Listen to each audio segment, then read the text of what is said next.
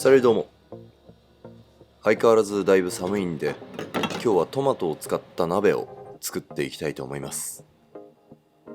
とはいってもがっつりトマトの味がする、いわゆるトマトソースのような感じの鍋ではなくてですね、トマトだしのようなものを作って、あっさりとトマトの風味を楽しみながら、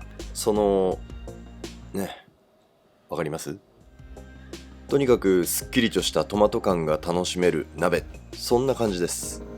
まずはトマト、これを横半分にカットして塩してトマトの旨味を引き出しておくような感じですね。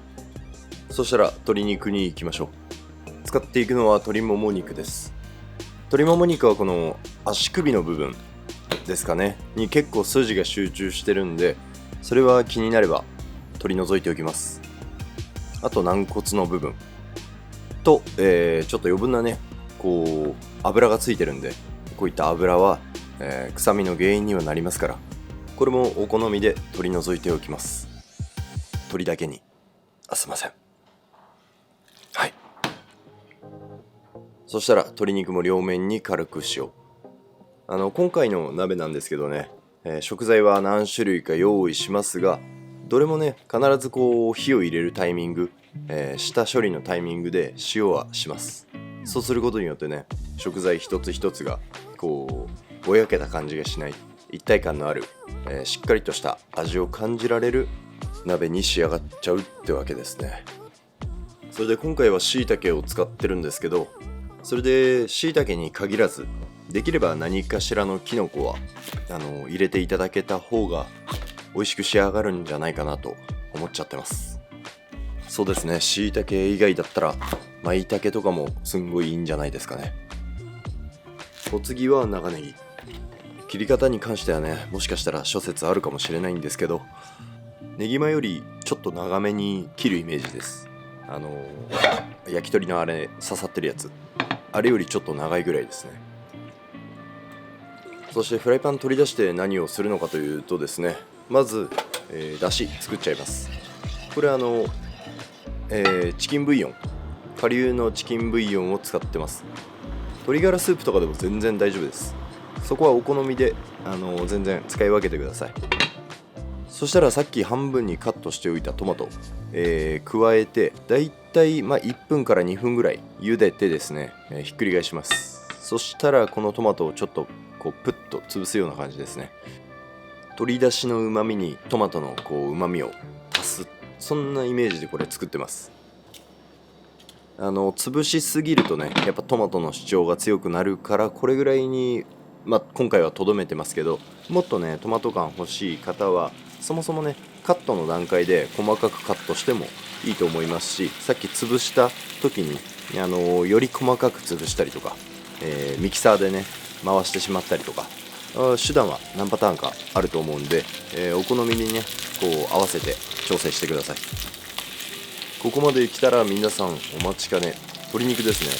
この鶏もも肉をしっかりとソテーしていきます。この鶏を焼くことでもしかしたらもうね気づいた方もいるかもしれないですね。このトマト鍋をですね、食材すべてソテーします。ソテーしてこの香ばしい焼き色をつけてですね、この香りとともにトマト鍋に全部放り込んでいくと、そういった実は趣旨がありまして、ネギもね鶏肉の香りを全部まとってくれるんで、これ一石二鳥です。フライパンは決して洗わないでください。それでネギっていうのはやっぱり結構ね焦がし気味に焼いた方がね美味しいですよね。ネギマのようなあんな感じです。あれを彷彿とさせるような焼き方というか、それぐらいまで攻めていいんじゃないでしょうかね。鶏肉を焼きました。ネギも焼きました。鶏肉とネギのね旨味や香りがもうこのフライパンにはねたくさんこびりついてるわけです。もはやこのフライパンが美味しいと言ってもね過言じゃないですよね。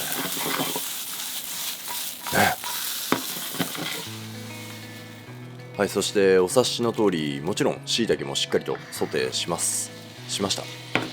それで今度はですね、今度はというかこの炒めたフライパンですね、少しだけ水を入れて、この旨味や香りこそげ落としてですね、それを、トマト水の中に加えます。トマトブイヨンと言えばいいんですかね。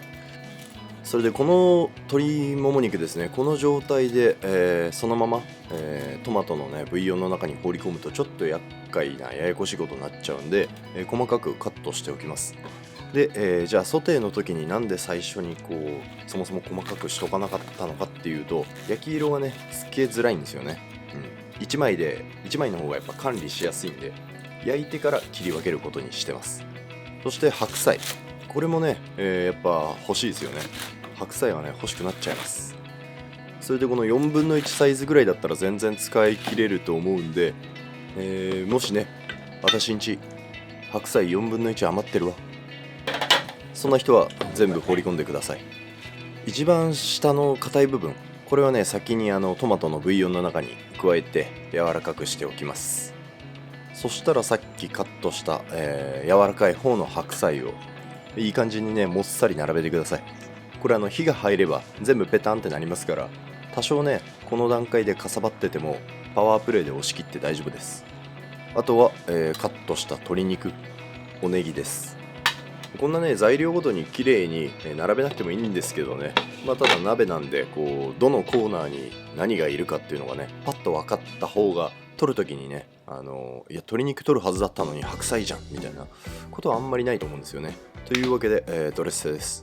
ドレッセも何もないんで、このままダイレクトでいっちゃおうと思います。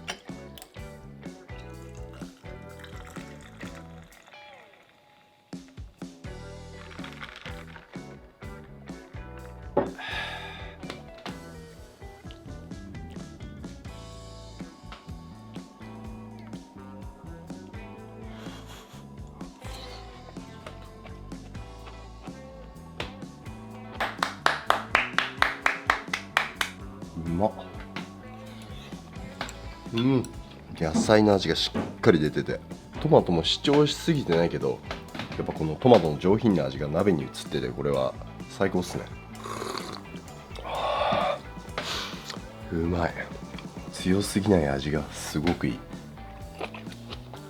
野菜をそれぞれ焼いてるから、この香ばしい香りが鍋全体に移ってて、それがねまたこう奥行きを与えてる感じがしていいっすね。それで野菜のね味を堪能できるから、鶏肉もより美味しく感じる。でトマトのねこうベースがしっかりしてて、それがうまくこうまとめてくれてる感じがいいっすね。うまっ。うめっ。というわけでトマト鍋でした。皆さん今年もありがとうございました。またね来年もぜひよろしくお願いします。次は新年の動画でお会いしましょう。アビアント。